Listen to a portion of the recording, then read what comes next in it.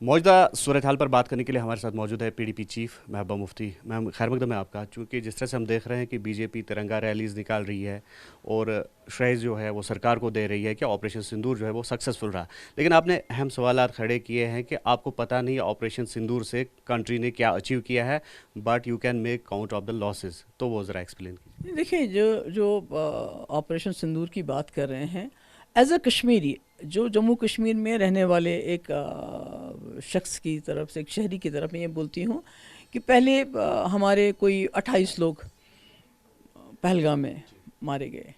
उसके बाद ये ऑपरेशन हुआ। उसके बाद हमारे चाहे पुंछ हो, चाहे टंगडार हो, चाहे उड़ी हो, जो तबाही वहाँ होगी आपने खुद देखा। आप वहाँ गए, हमारे मकान, जो बेचारे लोग ज़िंदगी भर की कमाई करके मकान बनाते हैं, वो मकान तबाही बर्बाद हो गए, जानें चली गई।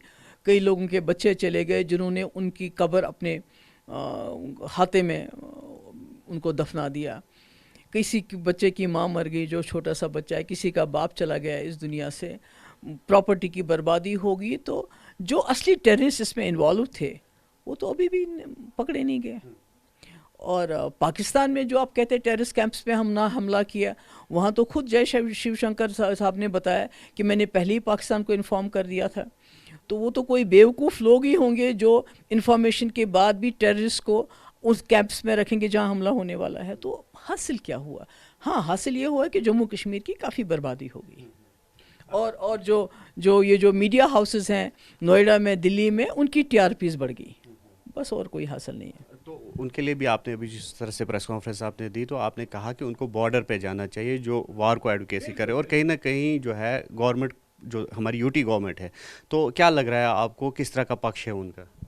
नहीं, मुझे तो मालूम नहीं है उनकी। वो तो आप उमर साहब से पूछ सकते हैं, फारूक साहब से पूछ सकते हैं। मैं उनमें क्या बता सकती हूँ उनका क्या पक्ष है। तो बॉर्डर्स पे आपने क्लोजली मॉनिटर किया सिचुएशन को, आप हर जगह गई और हमने भी देखा कि काफ़ी कमियां है वहाँ पर और लोगों की जो लाइव्स है वो बचाई जा सकती थी। तो क्या डिमांड करेंगे आप सरकार से? नहीं, एक तो इनको मार्टियर्स, उनको शहीद का दर्जा दिया जाना चाहिए ताकि उनकी इज़्ज़त अफजाई भी हो जाए और साथ में उनको कुछ बेनिफिट्स मिले। उसके बाद कम से कम 50 लाख रुपए मकान के लिए दिया जाना चाहिए, एक नौकरी मिलनी चाहिए। ये जो इंटरेस्ट है, लोन जो बेचारों ने लिए हैं, वो वेव ऑफ किया जाना चाहिए। जिनका इंश्योरेंस है उनको नहीं मिल रहा है बैंक से, वो कहते हैं ये जंग है, उसको गवर्नमेंट को इंटरवीन करना चाहिए। और साथ ही कई ऐसे इलाके हैं जहाँ तक अभी तक सरकार की तरफ से कोई नहीं गया है, सब जगह पहुँचना चाहिए और इनको वॉर इफ़ेक्टेड एरिया डिक्लेयर करके, ताकि रिहेबिलिटेशन इनकी जल्द अज जल्द शुरू हो जाए। और लोगों के दिलों से डर और खौफ कैसे निकले? वो तभी निकलेगा जब आप अमन की बात करेंगे। जब आप अभी भी कॉन्फ्लिक्ट की बात करेंगे, धमकियां देंगे इधर से भी और उधर से भी, तो लोगों के दिल में डर है, वो घरों में वापस जाने के लिए तैयार नहीं है। तो सरकार का कहना है कि एक्स सर्विसमैन को जो है उनकी खिदमत फिर से तलब की जाएगी, और कहीं ना कहीं आपका भी इसी तरह का स्टैंड था जो आपने डिमांड किया था। तो क्या समझते हैं आप, कितना बड़ा कदम है? नहीं, मेरा तो ये तो, मैंने उमर साहब को लेटर भी लिखा कि ये जो आपने अभी हाल ही में एक मंजूरी दी है कि जो आर्मी के लोग रिटायर हो चुके हैं, 4,000 लोगों को हम दोबारा नौकरी देंगे और जो इम्पोर्टेंट तनसीबात हैं उनकी वो रखवाली करेंगे, इंस्टॉलेशंस की। तो मैंने कहा, जब हमारे पास लाखों की तादाद में बेरोज़गार नौजवान हैं, जो फ्रस्ट्रेटेड हैं, जो ड्रग के शिकार हो चुके हैं, जो खुदकशियाँ करते हैं, तो हमारी तो आर्मी के लिए हमारी बहुत इज़्ज़त है उनके लिए, क्योंकि वो मुल्क के लिए जान देते हैं, कुर्बान हो जाते हैं। मगर वो रिटायर हो चुके हैं, उनको रिटायरमेंट पेंशन मिलती है, उनको दूसरे बेनिफिट्स मिलती है। और दूसरी तरफ से हमारे बेरोज़गार नौजवान हैं, पढ़े लिखे हैं, सेहतयाब है, यंग है, तो आप इनको क्यों नहीं तरजीह दे रहे हैं? अगर आपको इंस्टॉलेशंस की हिफाजत के लिए लोग चाहिए तो जो जम्मू कश्मीर के जवान हैं उनको एम्प्लॉय कीजिए। आप रिटायर्ड लोगों को क्यों एम्प्लॉय करना चाहते हैं? तो एनसी का ये भी कहना है कि इंडस वाटर ट्रीटी को लेकर जिस तरह से आपने कहा कि नज़रसानी होनी चाहिए उस पर, कि महबूबा जी ने स्टैंड चेंज किया है, और बीजेपी का कहना है कि ये पाकिस्तान की बोली बोल रही है। नहीं, देखिए, हमारा कोई स्टैंड चेंज नहीं है। अगर आप देखेंगे हमारा बीजेपी के साथ जो एजेंडा ऑफ अलायंस है, उसमें बाज़ाब्ता लिखा है कि जो इंडस वाटर ट्रीटी से हमें नुकसान होता है, उसमें ये नहीं लिखा है इसको स्क्रैप करना। उसमें लिखा है कि हमारी भरपाई होनी चाहिए, डुल हस्ती और उड़ी प्रोजेक्ट जम्मू कश्मीर को वापस मिलना चाहिए, जिसके लिए बीजेपी ने अग्री किया था।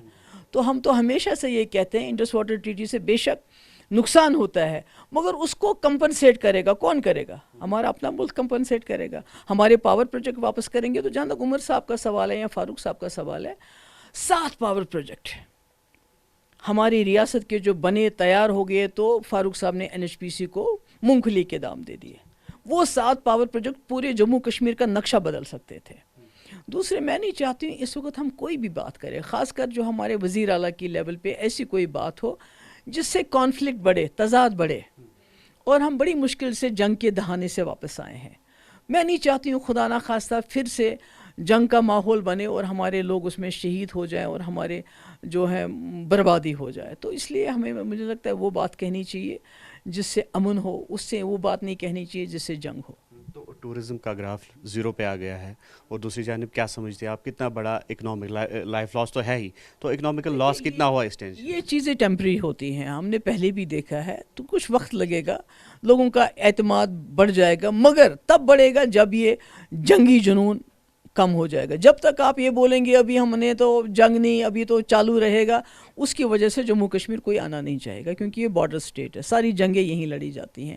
تو ساتھ میں اگر آپ کو دوبارہ یہ کرنا ہے، اگر آپ کہتے ہیں یہ جی ابھی پاز ہے، ابھی آگے دیکھیں، تو میری گزارش ہے متبانہ گورنمنٹ آف انڈیا سے کہ اس بار یہ پارٹ 2 کسی اور اسٹیٹ کے بارڈر سے لڑیے، ہمارے بارڈر سے لڑیے. ہمیں خدا کے لیے آپ معاف کر دیجئے، ہمارے لیے جو واجپئی جی نے ایک امن کا پیغام دیا تھا، ایک سیز فائر انہوں نے انشور کیا تھا پاکستان کے ساتھ مل کے، ہمیں اس سیز فائر میں رہنے دیجئے. آپ کو اگر جنگ لڑنی ہے دونوں ملکوں کو تو کوئی اور بارڈر کا انتخاب کر لیجئے. لیکن جو ڈیلیگیشن جو بنایا گیا، جو ڈیلیگیشن فریم کیا گیا، تو اس میں کہیں نہ کہیں JNK کے پولیٹیشینز کو بھی جگہ دی گئی.